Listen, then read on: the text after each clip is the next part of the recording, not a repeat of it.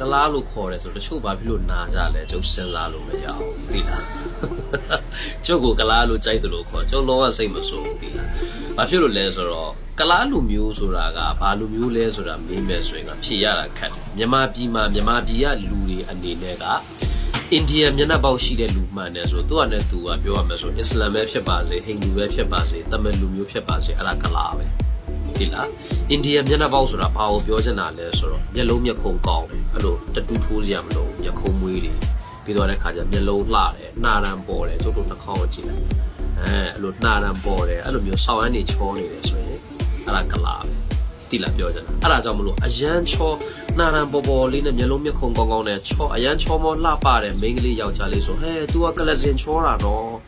ကလာမင်းသားလို့ချောတာနော် तू ကကလမလေးကြနေတာပဲချောတာသဘောပေါက်လားကျပြောချင်တာ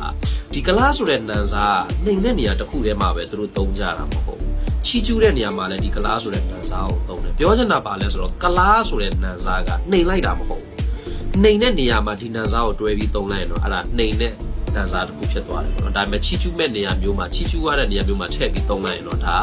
နှိမ်ပြီးခေါ်တာမဟုတ်ဘူးပေါ့နော်အဲ့ဒီသဘောမျိုးတက်ရောက်သွားတယ်အဲ့တော့ဓာကြီးကတီးတန့်ကြီးဖီးပြီးတော့မှကိုယ်ကလားလို့ခေါ်လို့ဆိုပြီးတော့မှနာစရာအကြောင်းမရှိဘူးကျုပ်ကိုကလားလို့ခေါ်ကျုပ်ကခုံတော်ယူနေတယ်။ဆောင်းဝမ်းချော့လို့ကျုပ်ကိုကလားလို့ခေါ်တာဟုတ်တယ်မလား။ရက်ခုံးကိုကြည့်လိုက်တတူးထိုးစရာမလိုမျက်ရည်ဖော်စရာမလို original မျက်ရည်တွေ့လားမျက်တောင်မွေးကြည့်လိုက်စိုက်စရာမလိုအရှည်ကြီးတွေနာရံကိုကြည့်လိုက် surgery လုပ်စရာမလိုသိလားနှာခေါင်းကိုကြည့်မလားအဲ့လိုမျိုးပြောရမယ်ဆိုပြည့်စုံမှုပေါင်းများစွာနဲ့ဒီမျက်နှာမှာတည်ရှိပြီးတော့မှဒီမျက်နှာဆောင်းရမ်းချော့နေတယ်ဒီမြန်မာပြည်ကလူတွေကကလားလို့ခေါ်တယ်အဲ့ဒီအပေါ်မှာဒါနားစရာမလို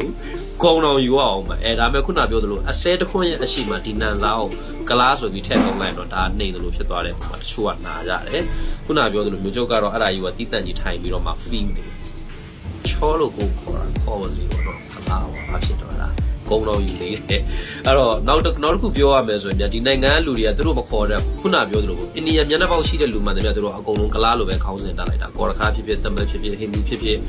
မွတ်စလင်ဖြစ်ဖြစ်ဆိုတော့သူတို့ကဒါပြောမှဆိုရင်ဘယ်ဟာဟိန္ဒူလဲဘယ်ဟာမွတ်စလင်လဲဘယ်ဟာကော်ရခါလဲသူတို့ကမခွဲခြားတတ်ဘူးသူတို့သိတာပါလဲဆိုတော့အိန္ဒိယမျက်နှာပေါက်ဆို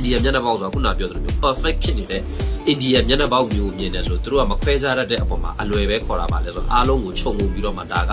ကလားလူမျိုးဆိုပြီးခေါ်လိုက်တာကဘာမှာကလားလူမျိုးရဲ့ဆိုပြီးတော့ကျုပ်ခုနပြောသလိုမျိုးမရှိဘူးပေါ့နော်ဒါပေမဲ့မြန်မာပြည်ကလူတွေကသူတို့ကတန်စားအနေနဲ့မခေါ်တတ်တဲ့အပေါ်မှာကလားမျိုးပေါင်းများစွာအိန္ဒိယမျိုးပေါင်းများစွာရှိတဲ့အပေါ်မှာသူတို့ကဒါကလားဆိုပြီးခြုံပြီးခေါ်လိုက်တာအဲ့တော့ကျုပ်တို့ကဒီနိုင်ငံမှာနေနေတာဖြစ်တဲ့ပုံမှာဒီနိုင်ငံကလူတွေသူတို့မခေါ်တတ်လို့ခေါ်တာဟောကနားလဲပေးလိုက်တယ်ခွင့်လွှတ်ပေးလိုက်တယ်အေးချမ်းတယ်ဟုတ်သိတယ်